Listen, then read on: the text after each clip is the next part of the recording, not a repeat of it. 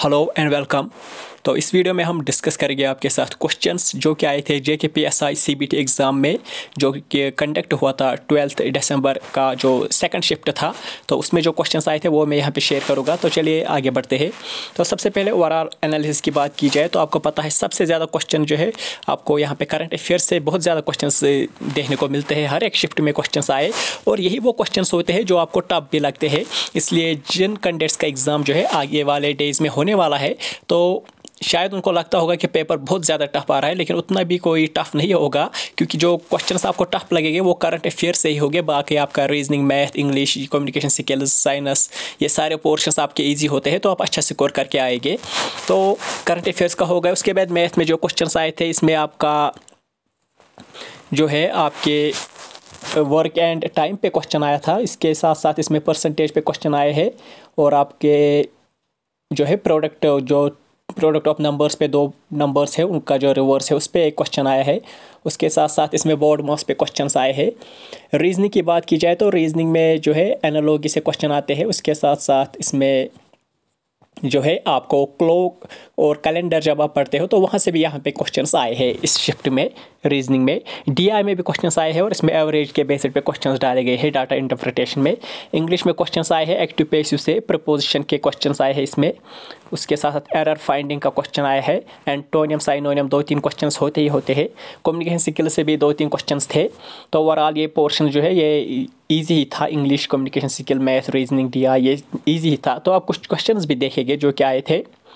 तो एक क्वेश्चन आया था, where did decks found in India. जी हाँ, डेकस क्या होता है, ये एक वॉल्केनिक फॉर्मेशन से बनता है। तो एक क्वेश्चन आपको आया था कि ये कहाँ पे इंडिया में पाए जाते हैं। तो आई थिंक इसका आंसर महाराष्ट्र होना चाहिए। तो ये तो अकॉर्डिंग टू ऑप्शन से डिपेंड करता है, क्योंकि ऑप्शन हमें पता नहीं होता, इसलिए हम सिर्फ क्वेश्चन यहाँ पे शेयर करते हैं। दूसरा क्वेश्चन आया था वो था ग्रेवियर पोइट्री जो है वो किस वैदिक पीरियड में है आपको मिलती थी। उसके साथ साथ एक क्वेश्चन आया था, where is green triangle named after Mahatma Gandhi. जी हाँ, एक महात्मा गांधी के नाम पे एक ग्रीन ट्रायंगल बनाई गई है और वो कहाँ पे बनाई गई है, ये क्वेश्चन था। एक और क्वेश्चन था, जो हेल्स आते हैं यानी जो हेल्स टर्म होती है वो किस टाइप के क्लाउड्स की वजह से होती है। और एक और क्वेश्चन कंप्यूटर से आपका फुल फॉर्म ऑफ मैक जो है वो पूछा गया था। आगे बढ़ते हैं तो आपका क्वेश्चन आया था, largest producer of coffee in world. एक और क्वेश्चन था, न्यूज़पेपर।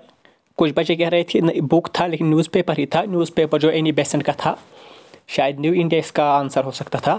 एक और क्वेश्चन था, जो एवोल्यूशन ऑफ टाइटल्स था वो किस आर्टिकल में हुआ। एक और क्वेश्चन, रणजी ट्रॉफी विनर 2022 की जो रणजी ट्रॉफी थी उसके विनर कौन थे। एक और क्वेश्चन आया था वो था PM ऑफ यूनाइटेड किंगडम, उसके रिलेटेड। एक और क्वेश्चन आया था, हैंग सेंग इंडेक्स जो है वो किस कंट्री का बेंचमार्क है। इसका आंसर जो होगा वो हांगकांग हो सकता है। एक और क्वेश्चन आया था, largest producer of rice in India. एक और क्वेश्चन आया था, माइक्रोफोन इनपुट डिवाइस है या आउटपुट डिवाइस है। आई थिंक माइक्रोफोन जो है ये ड्यूअल डिवाइस में भी आता है। एक और क्वेश्चन आया था शायद पावर पॉइंट के यूज़ के बारे में। एक और क्वेश्चन आया था, founder of Indian national Congress, A.O. Hume है इसका आंसर। एक और क्वेश्चन आया था, फाउंडर ऑफ गदर पार्टी, तो इसका आंसर हो सकता था लाला हरदयाल। एक और क्वेश्चन था, जो नेहरू रिपोर्ट था उसका प्रिंसिपल किसने दिया था। एक और क्वेश्चन आया था, जो नेशनल एंथम है वो किस डेट पे अडॉप्ट हुआ है। एक और क्वेश्चन आया था, गल्फ ऑफ मन्नार के बारे में, जो कि आपको पता है जो इंडिया और श्रीलंका के जो बॉर्डर है वहीं पे कहीं पे है ये गल्फ ऑफ मन्नार। एक और क्वेश्चन था, US open single man championship winner. एक और क्वेश्चन था, जो आपका NEFT RTGS यानी रियल टाइम ग्रॉस सेटलमेंट, इसके बारे में एक क्वेश्चन आया था। एक और क्वेश्चन आया था, रीऑर्गेनाइजेशन एक्ट से कि काउंसिल ऑफ मिनिस्टर्स की परसेंटेज कितनी है रीऑर्गेनाइजेशन एक्ट के बाद। एक और क्वेश्चन सेक्शन 96 से आया था, जो कि रीऑर्गेनाइजेशन एक्ट का 96 सेक्शन है उससे। वर्ल्ड लार्जेस्ट स्टॉक एक्सचेंज के बारे में आपको पूछा गया था। स्टेटस ऑफ पीस वो कहाँ पे पाया जाता है। और ये जो स्टेटस है इनके रिलेटेड जो है मैं आज वीडियो लाऊंगा, जिसमें हम जो स्टेट्स ऑफ यूनिटी है, स्टेट्स ऑफ इक्वलिटी है, ये सब डिस्कस करेंगे।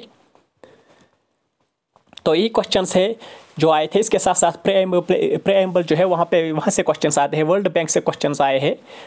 तो कुल मिला के आप कह सकते हैं कि पेपर अच्छी लेवल का आता है और जो करंट अफेयर्स होते हैं वो 2020, 21 एंड 22 इन तीनों ईयर में कहीं से भी डालते हैं ये।